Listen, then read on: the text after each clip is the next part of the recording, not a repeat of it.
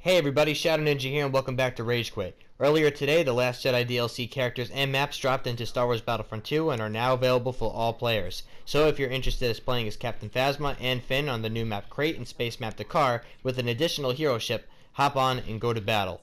I'm going to be doing a mini review on this DLC because even though the maps and characters look real enough to be in the movies themselves, some gameplay aspects are still lacking. Yes, I know this is the first DLC and I can't quite critique too much about it, but let's get into it anyway. Let's start with the heroes first. As you all already know, Captain Phasma and Finn are the two new characters you can play as if you sign into Battlefront 2 during the season. I'm going to start with Finn. His abilities are alright and his emotes are kind of meh. They don't really grab my attention and make me want to progress with him. That goes for his victory poses as well. His character model and voice acting played by John Boyega himself is a nice touch though, and brings more authenticity to it. Now Captain Phasma. What is going on with her, guys? She is huge! I mean, she's pretty much the same size as Chewbacca, and in the spawn menu you can see the reflection of a First Order flight deck off of her armor. I don't know if this was intentional, but if it wasn't, it's a very stupid mistake to make on a character model. Her primary gun is also confusing, as it's the standard First Order rifle, but it has an SMG fire rate, and has multiple sniper sights where you can zoom in and out. What? Plus her staff ability is pretty much useless because she moves too slowly with it.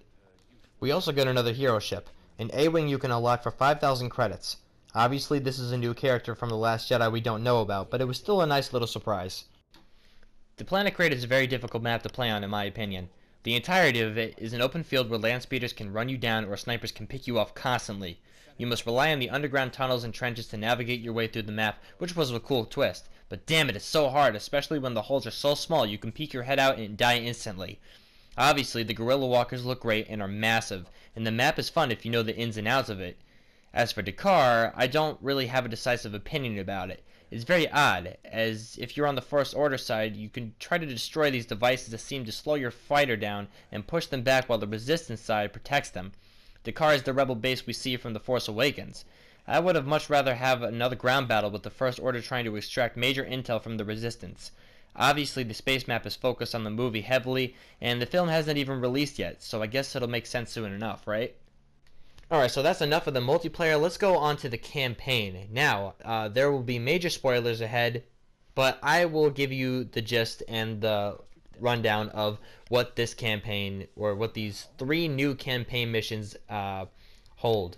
So obviously, this is in the future, after the Battle of Jakku, and when the First Order comes to power, and you see Iden Versio, a little bit older. She fights still with the good guys. She's not going back to Inferno Squad in her TIE Pilot / Shadow Trooper getup anytime soon.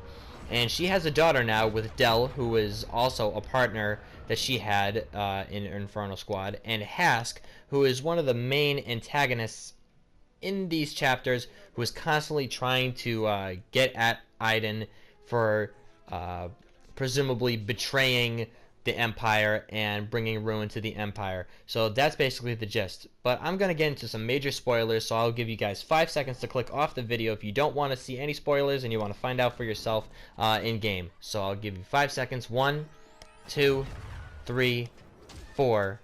Alright guys. Alright guys, you are in the spoiler section now, which means that you know of Kylo Ren interrogating Del for information about the map to Luke Skywalker. This is right before The Force Awakens, where Kylo and his troops take to Jakku to find the map, which results in the capture of Poe Dameron. You know that Hask, former member of Inferno Squad, executed Del right after he requested that Hask not go after Iden or their daughter. You'd know that Hask does go after Iden and her family, and the campaign kind of loses focus from Iden fighting space pirates to stormtroopers to fighting both of them on her home planet, where she loses her daughter and tries to find her only to run into Hask again.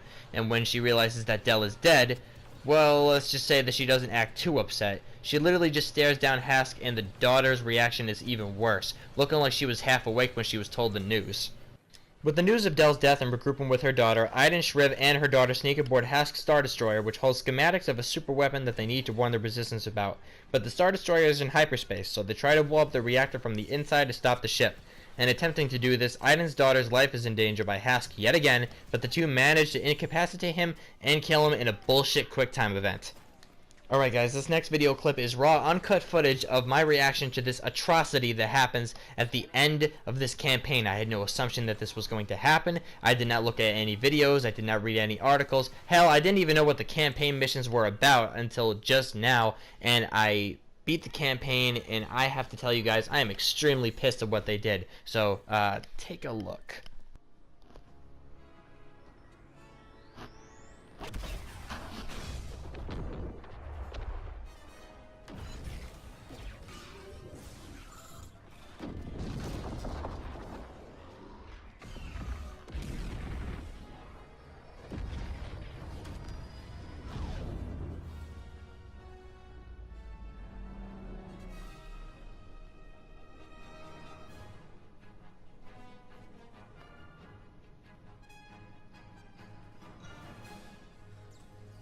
What's that? What's that planet that we're going right towards? Mom, look. Wow, you look ugly, girl. We did it. You look like fucking a mixture of Peter Parker and... Uh-oh. Oh no! Don't tell me you're gonna die now! Oh fuck! Okay, Mom, you need to get some help. Come on. Mom, come on. It's too late. No, come on! No! No! You need to get Dio to the Resistance. Do you understand? No, what are you talking about? No. It's gonna be okay. No, it isn't. No! I need you. No! How are you so calm right now? I'm scared. I'm just more afraid of failing than dying. But I No! believe in you.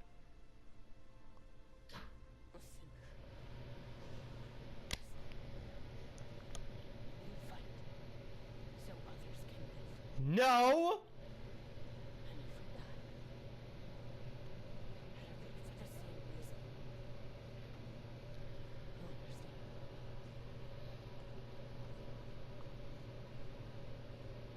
understand. No! No!